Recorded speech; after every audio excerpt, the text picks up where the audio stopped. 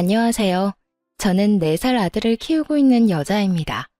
저희 집의 가족 구성원은 평범한 집과는 달리 조금 특이한 편인데요. 어쩌다가 특이한 가족 구성이 되었는지 제 사연 한번 들어보실래요? 저는 아파트 관리사무소에서 회계 업무를 보는 일을 하고 있었어요. 제 일 중엔 회계 업무 말고도 중요한 다른 일이 있었는데요. 그건 바로 노인정 살림을 사는 일이었어요.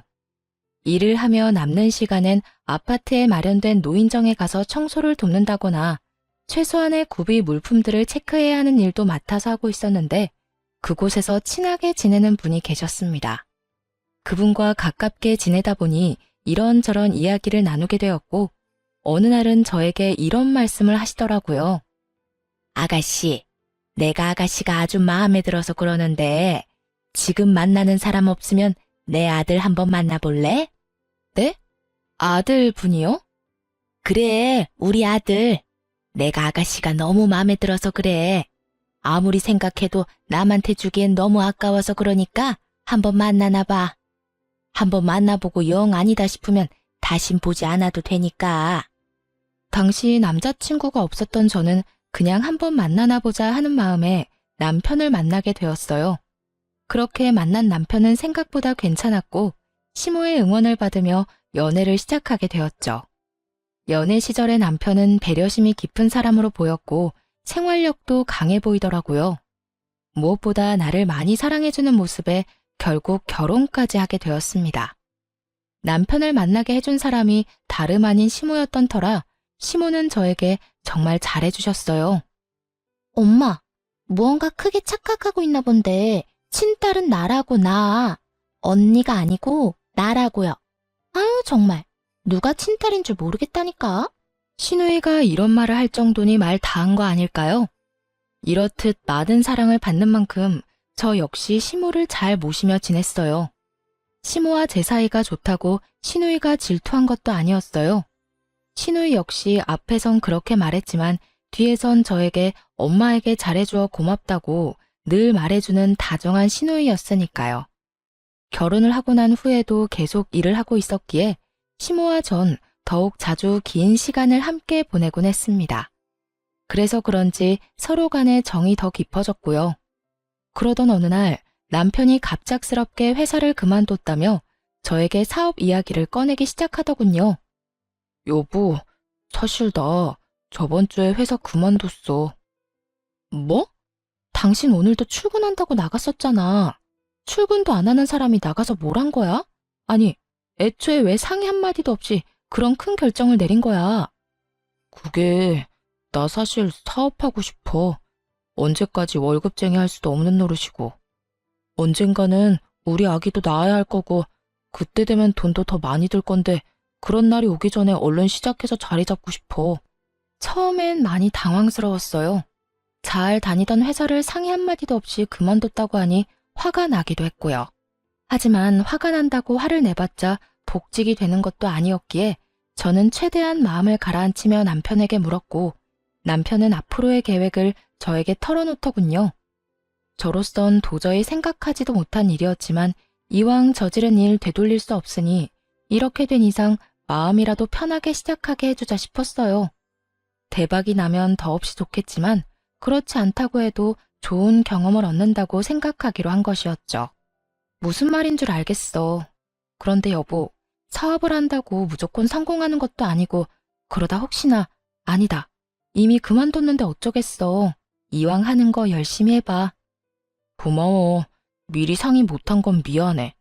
나도 많이 고민하다가 이때가 아니면 도저히 안 되겠다는 생각이 들어서 당신이랑 신랑이 하면서 시간 쏟고 싶지 않았어. 다음부턴 꼭 상의할게. 정말 미안해. 알겠어. 다음부턴 꼭 그런 일은 상의해. 사실은 혹시나 망하면 어쩌려고 그래? 라는 말을 하고 싶었어요.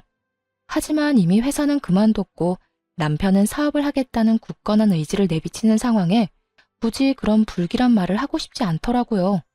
한편으론 남편의 심정이 이해가 되지 않는 것도 아니었고요. 상의를 해줬더라면 좋았을 테지만 이왕 벌어진 일, 큰 일을 하려는 사람에게 괜한 잔소리도 하고 싶지 않았어요. 그래서 전 남편을 응원해주겠다고 했고, 그렇게 남편의 사업 준비는 시작되었어요. 남편의 사업은 제가 전혀 도움을 줄 수 없는 분야라 그저 전 일을 하며 살림을 잘 꾸려나가는 일을 열심히 하는 수밖에 없었죠. 잦은 출장과 잦은 술자리에 신혼을 즐길 새도 없었지만 다른 건 몰라도 주말만은 꼭 저와 시간을 보내주던 남편의 노력에 단 한 번의 말다툼도 없이 그 힘든 시기를 보냈던 것 같습니다. 가장 힘든 건 당연히 돈이었어요. 아무래도 남편의 벌이가 전혀 없이 지내는 기간이 길어지다 보니 제 벌이로 감당할 수 있는 선을 훌쩍 넘어 생활이 힘들어지더라고요. 그렇다고 친정에 말할 수도 없는 노릇이고 시댁에도 말할 수 없는 노릇이었죠. 어떻게 해야 하나 고민만 하는데 이런 사실을 다 알아챈 시모가 생활비를 붙여주시는 게 아니겠어요? 어머님, 방금 돈이 들어왔는데 웬 돈이에요? 그거 너희 생활비에 보태 쓰라고 조금 보냈어. 돈 들어가는 데는 한두 군데가 아닐 텐데 혼자 번 돈으로 감당하려고 하니 요즘 많이 힘들지? 한동안은 내가 조금씩 도움을 줄 테니 그걸로 조금만 더 버텨보거라. 언젠가는 이 힘든 순간도 다 지나가지 않겠어? 혹시나 부족하면 말하고. 사실 조금 힘들었는데 감사해요, 어머님. 정말 감사합니다.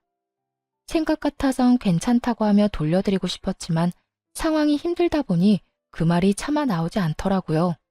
그래서 전 살림이 괜찮아질 때까진 감사한 마음으로 시모의 도움을 받기로 했습니다.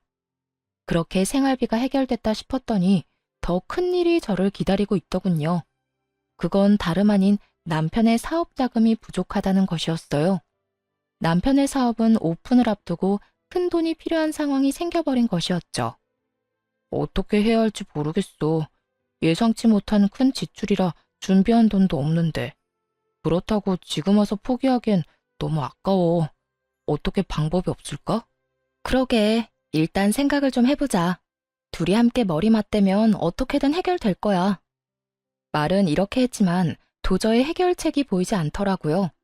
결국 전 집을 처분해 새를 얻어가는 쪽으로 마음을 굳히고 있었고 남편은 시모에게까지 고민을 털어놓은 것인지 시모에게서 연락이 오더군요. 아가, 이야기 다 들었다. 그래서 어떻게 할 생각이니? 그게 뭐든 다 여의치 않네요. 이미 집 마련할 때 받은 대출이 있어서 집 담보대출을 해도 부족하고 그냥 집을 팔고 더 작은 데로 새 얻어서 가야 하나 싶기도 해요. 월세로 간단 말이니? 네, 아무래도 그렇게라도 해야 할 것 같아요. 이제 와서 사업을 그만두라고 하기엔 지금까지의 시간이랑 돈이 아깝기도 하고 무엇보다 그이가 너무 하고 싶어 해요. 잠도 제대로 안 자고 일만 하고 자신감도 넘쳐 보이고요. 행여나 잘 안 되더라도 다시 시작하면 되는 거니까 이번엔 할 수 있는 데까진 도와주고 싶어서요. 제 말을 들은 시모는 생각에 잠긴 듯 뜸을 들인다 싶으시더니 이내 조심스럽게 말을 꺼내기 시작했어요. 아가, 내가 지금부터 어떤 말을 할 건데 네가 싫으면 싫다고 솔직하게 말해다오. 무슨 말씀을 하시려고 이러세요? 편하게 말씀해 보세요. 그게 다른 집에 새들어 살 바엔 우리 집으로 들어오는 건 어떠냐? 아무래도 월세 내고 사는 돈이 아깝기도 하고 네 남편 계속 바빠질 텐데 너 혼자 그렇게 두는 것도 마음에 걸리기도 해. 네 생각은 어떠니? 많이 불편할 것 같니? 감사하더라고요. 그렇지 않아도 월세를 내는 것이 아깝기도 한 상황이었는데 먼저 나서 집으로 들어오라고 해주시니 참 감사하면서도 죄송했어요. 시모의 말에 저는 재빠르게 감사의 마음을 전하며 그렇게 하겠다고 했습니다. 아니요, 저는 너무 좋아요. 어머님, 너무 감사해요. 저희가 들어가면 불편한 점이 한둘이 아닐 텐데 괜찮으실까요? 그럼 괜찮고 말고. 그리고 감사는 무슨. 다른 것도 아니고 내 아들놈 사업한다고 집까지 팔 상황인데 이 정도는 당연히 해야지. 생각 같아선 돈으로 도와주고 싶다만 나도 지금은 다 묶여 있어서 그럴 여유는 없구나. 그리고 네가 불편할까봐 걱정인 게지. 난 너랑 사는 거 불편하지 않아. 오히려 좋은걸? 그러니까 내 걱정은 말고 너만 괜찮다면 함께 살자꾸나. 그리하여 저흰 집을 처분하고 시댁으로 들어가게 되었고, 시모 역시 가지고 있던 자금 조금을 남편에게 주게 되었죠. 자금이 해결되고 나니 남편은 더욱 바빠지기 시작했고, 저는 시모와 더 많은 시간을 보내며 더욱 두터운 정을 쌓아가고 있었어요. 그렇게 3년이란 시간이 지났고, 그 사이 남편의 사업은 자리를 잡게 되었습니다.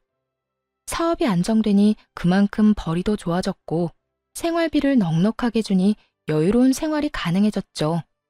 그런 상황에서도 분가는 생각하지도 않았었는데, 그 이유는 무엇보다 시모와 지내는 시간이 너무 좋았기 때문이었어요.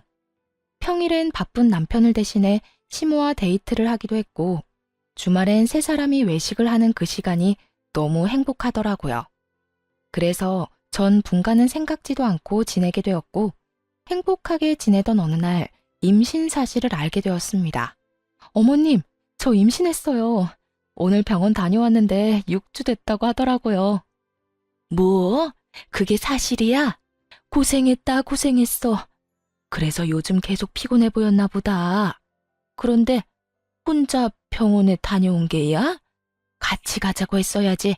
왜 혼자 간 거야? 혹시나 아니라고 하면 어머님 너무 실망하실까 봐요. 이럴 줄 알았으면 같이 갈 것 그랬나 봐요. 심장 소리 듣는데 남편보다 어머님 생각이 더 많이 나는 거 있죠? 어머, 심장 소리도 들었니? 다음엔 나도 꼭 데리고 가주렴. 아범은 알아? 네, 오는 길에 통화했어요. 오늘 일찍 들어온대요.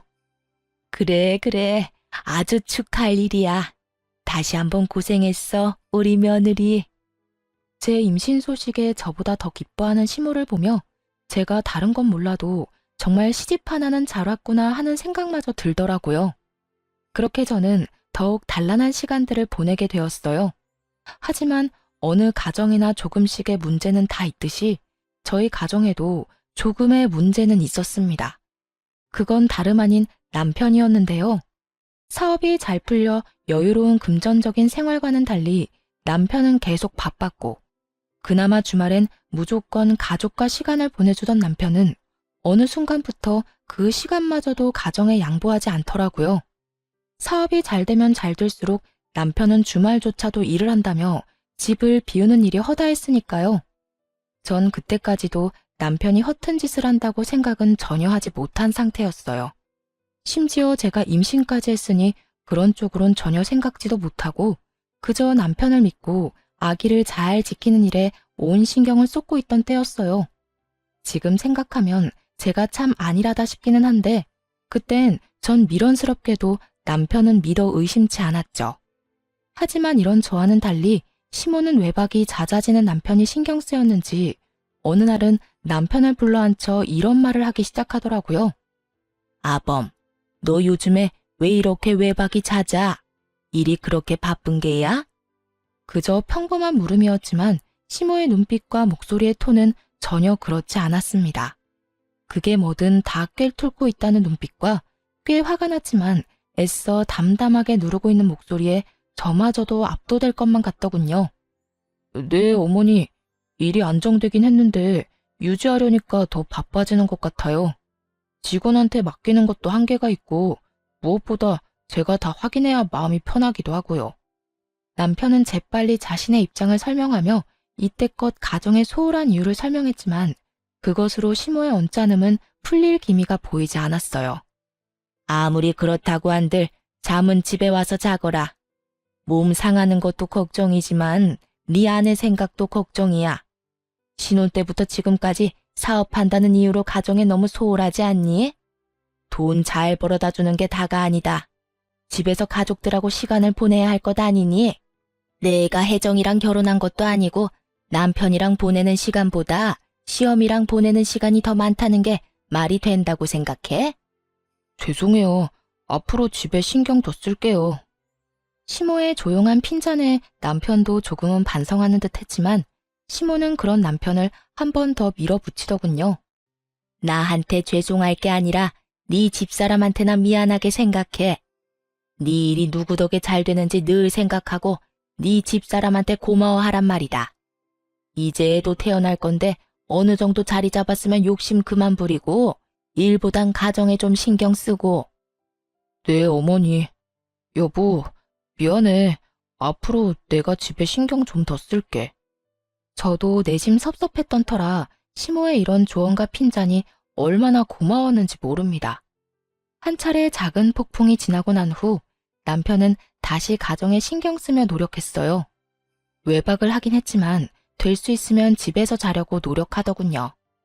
그렇게 시간은 흘러 출산을 앞둔 어느 날, 남편은 한동안 가지 않던 지방으로 출장을 가게 되었고, 전 집에서 시모와 함께 시간을 보내고 있었습니다.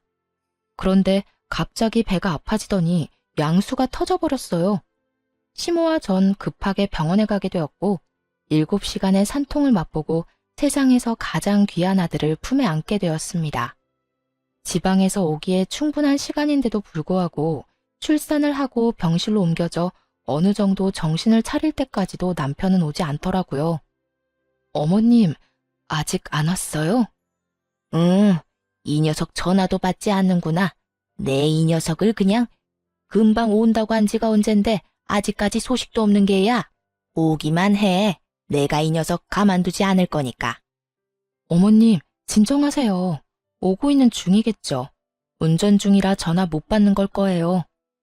처음엔 전화를 받았던 남편은 어느 순간부턴 전화조차 받지 않고 있었고, 시모는 머리 끝까지 화가 나 노발대발 난리가 날 직전이었어요.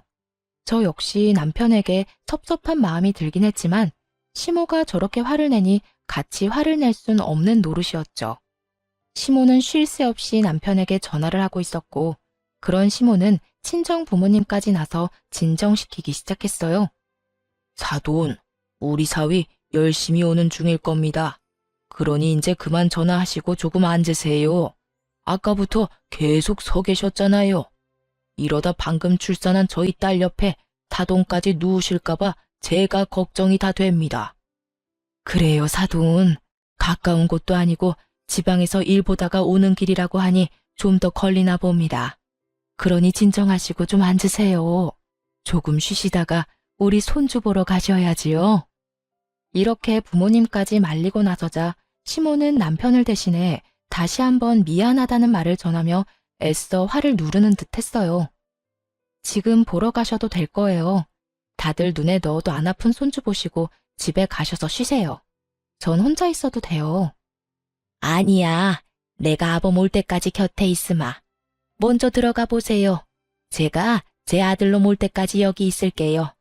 아무래도 그래야 제 마음이 편할 것 같습니다.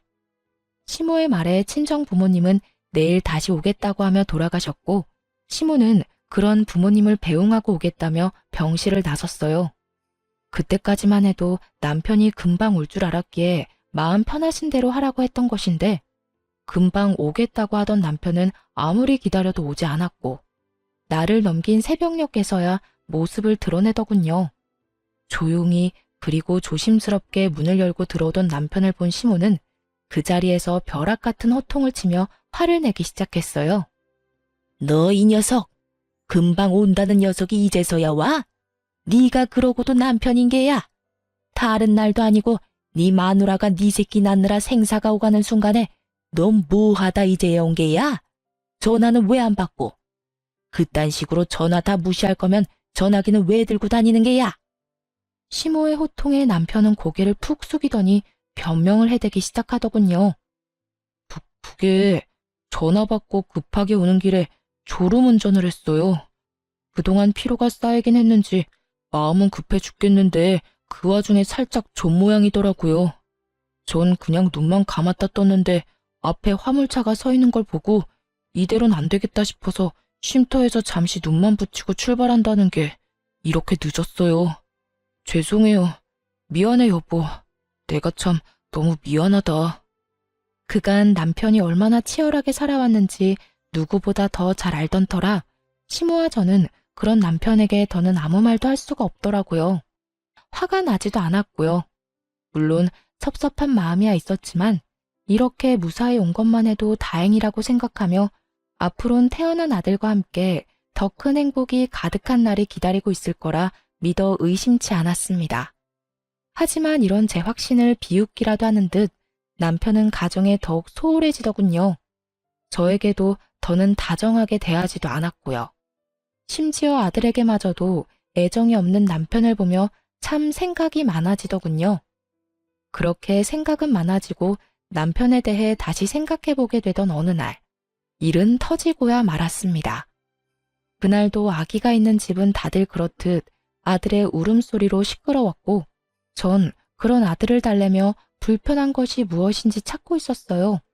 그런데 그 순간 아무것도 하지 않고 그저 아들이 우는 것을 보던 남편이 자리를 박차고 일어나더니 화를 내며 이런 말을 하는 것이 아니겠어요?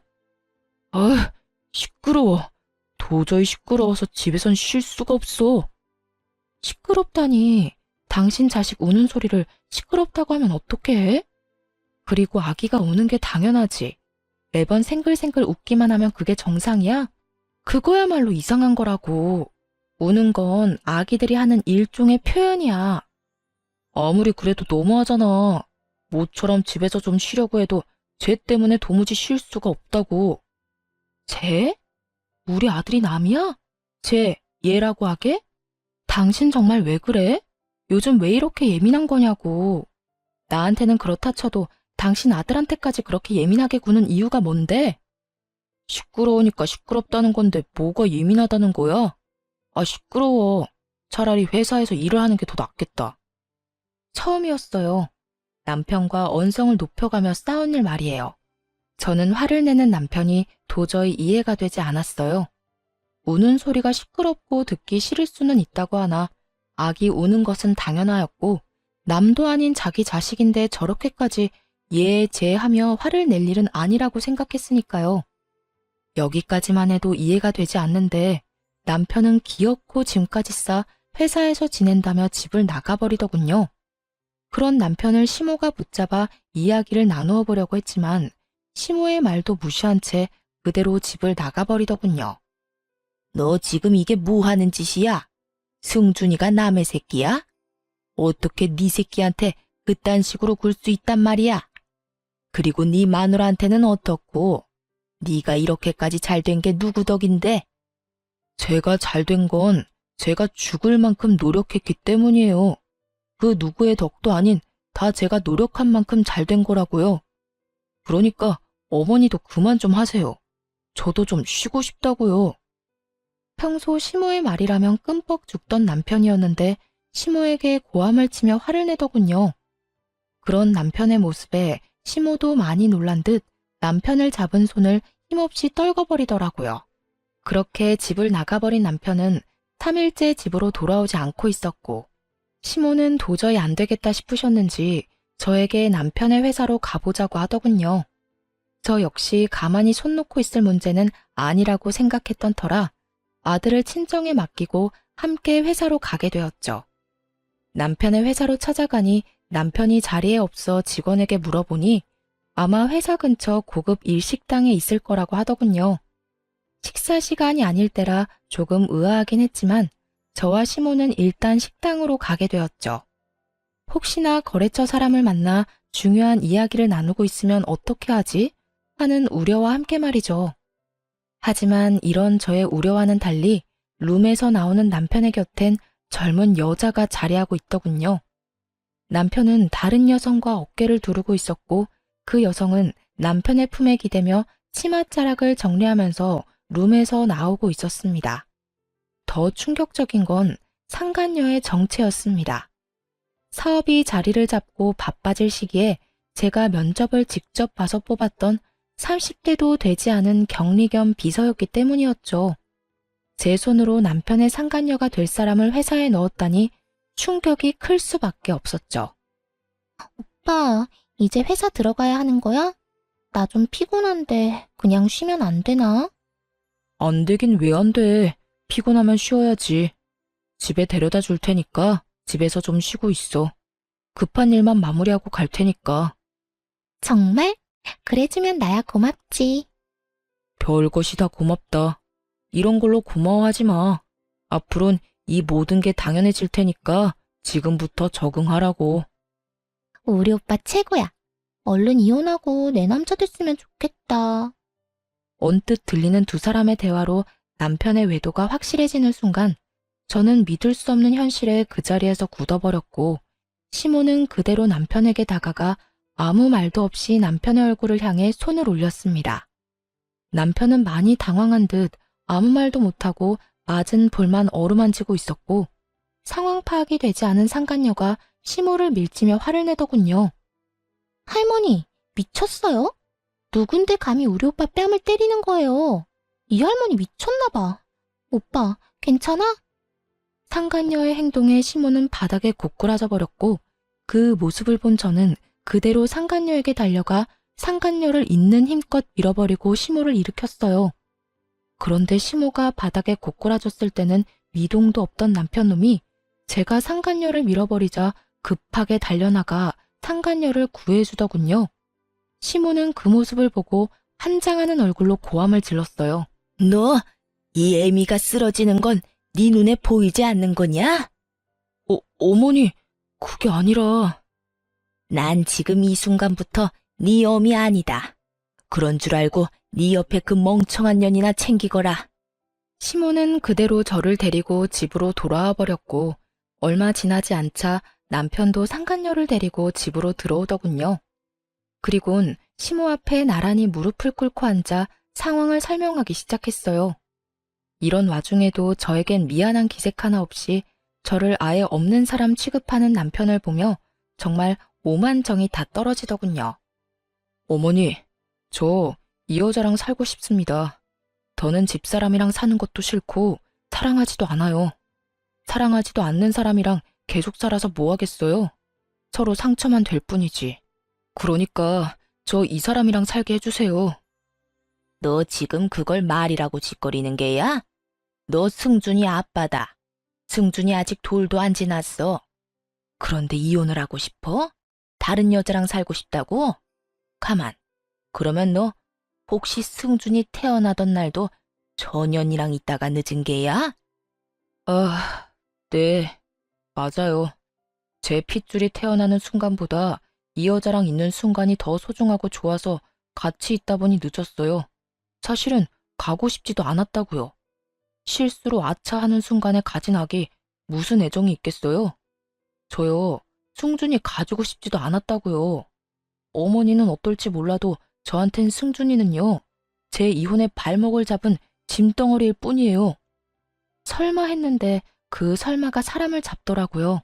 제 아들을 짐덩이라 하는 남편놈은 제가 출산을 하는 그 순간에도 상간녀와 함께 지방이 아닌 서울에 있었고, 연락을 받고도 상간녀와 함께 더러운 시간을 보내느라 오지 않았던 것이었어요.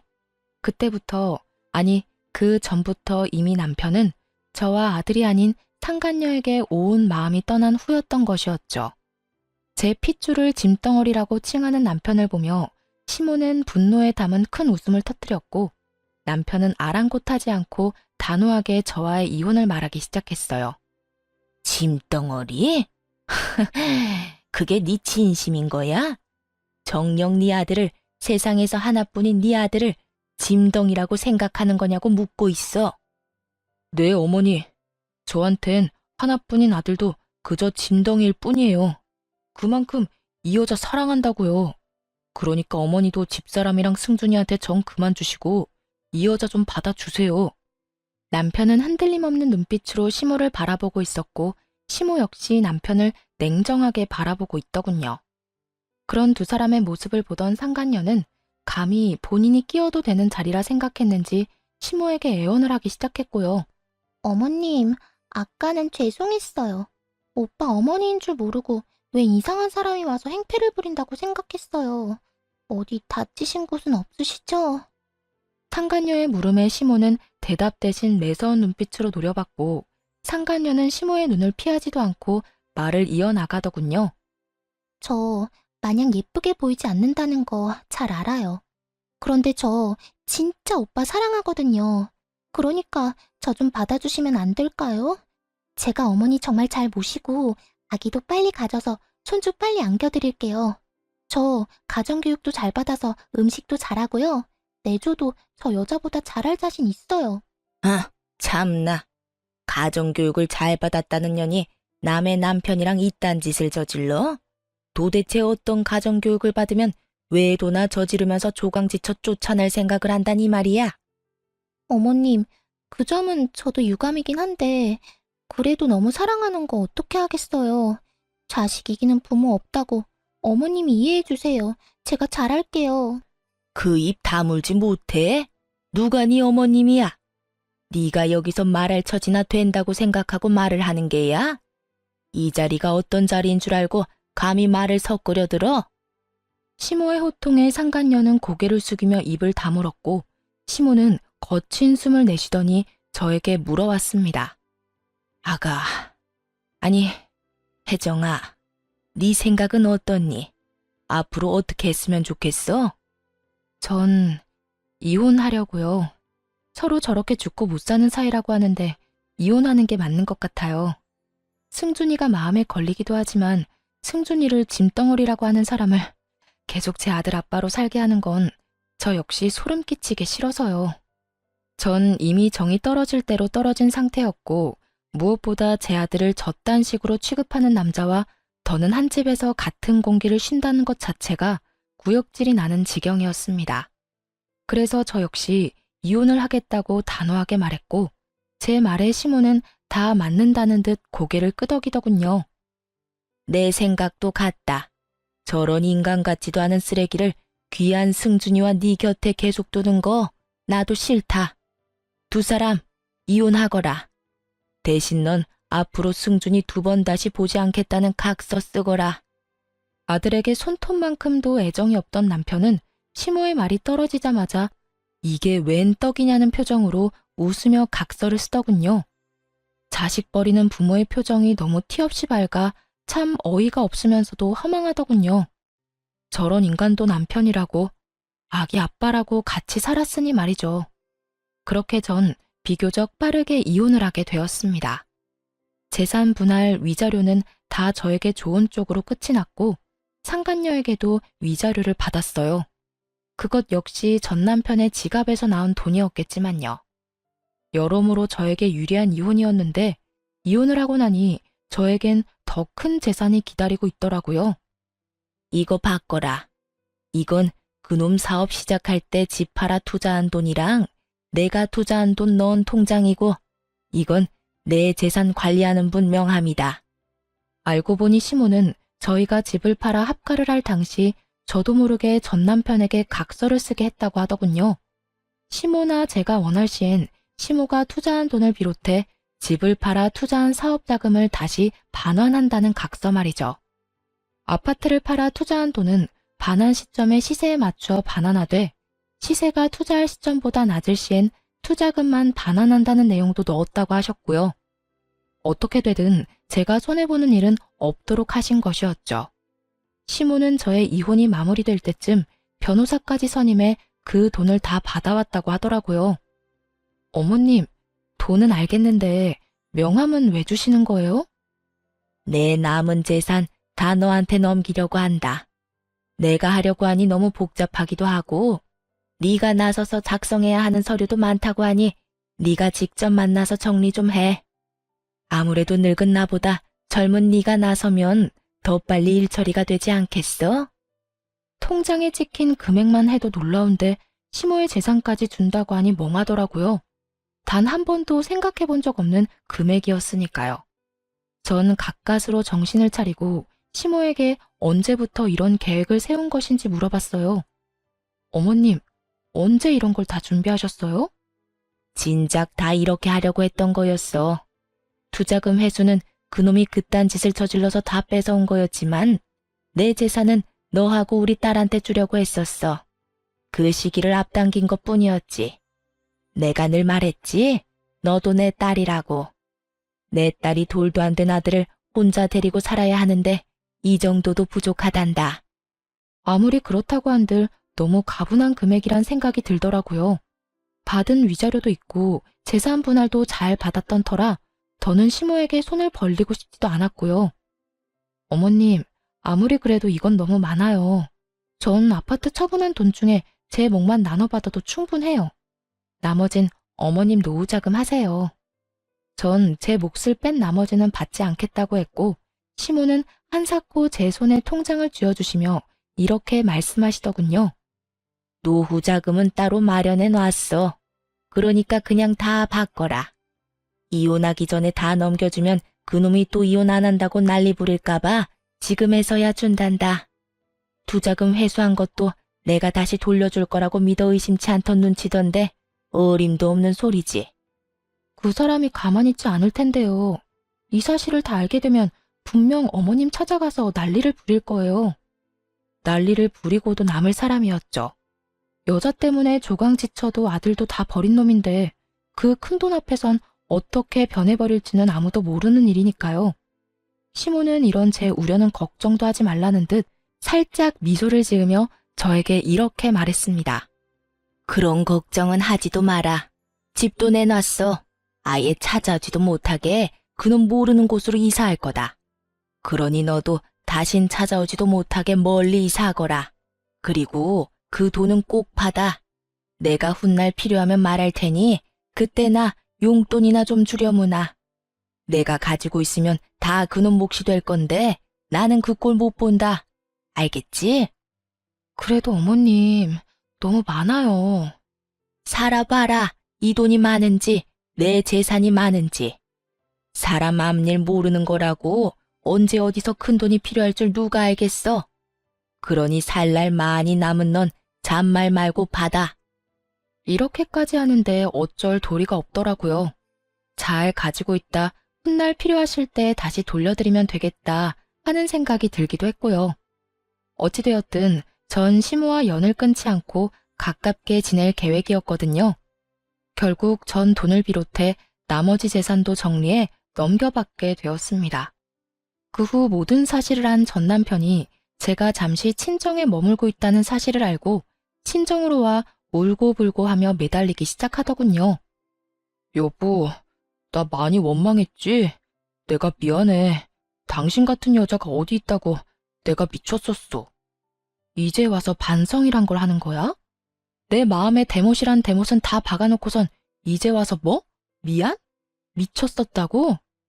대단하다, 대단해. 고작 그런 말로 내 마음이 풀릴 거라고 생각하는 거야? 내가 무릎이라도 꿇으면 당신 마음이 풀리겠어? 당신 마음이 풀리기만 한다면 나 이깟 무릎 얼마든지 꿇을 수 있어. 이렇게 말한 전 남편은 제 앞에서 무릎을 꿇고 싹싹 빌기 시작하더군요. 사실 이런 전 남편의 모습을 상상해 본 적이 있었어요. 상상 속에서는 조금 통쾌하기도 했는데 막상 제 앞에서 전 남편 놈이 무릎을 꿇고 비는 모습을 보는데 통쾌하기는커녕 미간이 절로 구겨질 만큼 역겹더라고요. 하지만 이런 제 심정을 알 리 없는 전 남편은 본인이 무릎까지 꿇고 빌면 제가 감동이라도 하며 받아줄 거라고 생각했는지 희망찬 눈빛으로 저를 힐끔힐끔 보며 눈치를 살피더군요. 여보, 나 용서해 줄 거지? 나 당신이랑 이혼하고 정말 후회 많이 했어. 그래서 바로 그 여자랑 헤어졌고 말이야. 정말이야. 회사에서도 진작 내보냈어. 못 믿겠으면 회사에 전화해서 물어봐도 되고 그래도 믿었지 않으면 그 여자한테 연락해서 물어봐도 돼. 그러니까 나 한 번만 용서해 주라. 아, 그래? 정말 헤어졌단 말이야? 그것도 나랑 이혼하고 바로? 그럼 나 정말 당신하고 이혼하고 바로 헤어졌다니까. 웃기지도 않더라고요. 당장 전날만 해도 상간녀와 함께 시모에게 찾아가 정말 재산을 전처에게 준 것이 맞는지 몇 번이나 확인하고 한 것을 다 전해 들었는데 눈 하나 깜짝하지 않고 거짓말을 하고 있으니 말이에요. 있잖아. 나 아직 어머님이랑 연락하고 지내. 어제도 통화했고 오늘도 통화했어. 제 말에 전 남편은 크게 당황한 듯 목까지 빨개진다 싶더니 말을 더듬기 시작하더군요. 그래? 그래. 그러니까 내가 하고 싶은 말은 네가 어제 그년이랑 어머님 찾아가서 정말로 나한테 재산 다 넘긴 거 맞냐고 몇 번이고 묻고 간 거 아니까 나한테 와서 이딴 연기해도 소용없다는 거야. 여보, 다 거짓말은 아니었어. 나 당신이랑 헤어지고 후회 많이 했다는 건 진심이었어. 그렇겠지. 내가 그 많은 재산을 받았으니 후회는 했겠지. 다 네 몫이 되었어야 할 어머님 재산이 애먼 나한테 왔는데 누가 후회를 안 할 수가 있겠어? 나라고 해도 땅을 치고 후회할 것 같은데. 네 맘 다 알겠고 잘 들었으니까 더 험한 꼴 당하기 전에 얼른 꺼져라. 난 경고했다. 전 남편은 제 경고가 우습게 들렸는지 미동도 없이 톤이 발휘되게 빌기 시작하더군요. 잘못했다, 너 없이 절대로 못 산다, 우리에겐 자식이 있지 않냐 등등 되지도 않는 말들을 짓거려대면서요. 경고도 했겠다. 더는 그런 전 남편의 꼴을 보기도 싫었던 저는 아들의 똥기저귀를 찾아와 전 남편의 얼굴에 던져버리고 집 밖으로 쫓아내버렸어요. 에이, 이게 뭐야? 이거 똥이잖아. 너 미쳤어? 미친 건 너겠지. 여기가 어디라고 찾아와서 되지도 않는 눈물바람이야. 다신 찾아오지 마. 또 찾아오면 똥기저귀로 끝나진 않을 거니까. 알아들었으면 당장 꺼져. 계속 난동 피우면 경찰 부를 거야. 경찰을 부른다는 말까지 나오자 겁이 나긴 했는지 더는 난동을 피우지 않고 돌아가더군요. 그 후 들려오는 소식엔 큰 금액의 돈이 빠져나간 남편의 회사는 급격하게 기울어져 버렸고 가세가 기울자 상간녀는 전 남편이 마련해준 집을 처분해 소리 소문 없이 도망을 가버렸다고 하더군요. 전 남편은 회사를 다시 일으켜 세우기 위해 신우이에게 연락해 시모를 백방으로 찾으려 노력했지만 신우이 역시 전 남편을 차단해버렸다고 하더군요. 모든 태풍이 지나가고 지금의 저는 누구보다 잘 살고 있습니다. 시모와는 가깝게 살고 지내다 신우이가 먼 곳으로 시집을 가는 바람에 친정에서 가까운 곳으로 집을 얻어 시모와 함께 살고 있어요. 처음 제가 시모에게 함께 살자고 했을 때 시모는 한사코 안 된다며 거부를 하셨었어요. 어머님, 이제 저랑 승준이랑 같이 살아요. 혼자 승준이 키우기 너무 힘들어서 어머님 도움이 절실하다고요. 그건 안 되는 일이다. 내가 너랑 사는 게 말이나 된다고 생각하는 게야? 말이 안 될 건 뭐예요? 어머님 평소에 저 딸처럼 생각하신다고 하시더니 다 거짓말이었어요? 그냥 하신 말이었어요? 그건 아니지만 그래도 안 될 일이야. 너 나랑 같이 살면 새 출발은 꿈도 못 꾸게 될 거다. 아직 나이도 젊은데 새 출발해야 할 거 아니야. 어머님, 이렇게 생각해보세요. 제가 새 출발을 하려면 밖에 나가서 일도 하고 사람도 많이 만나고 해야 할 텐데 그러면 승준이는 누가 봐주나요?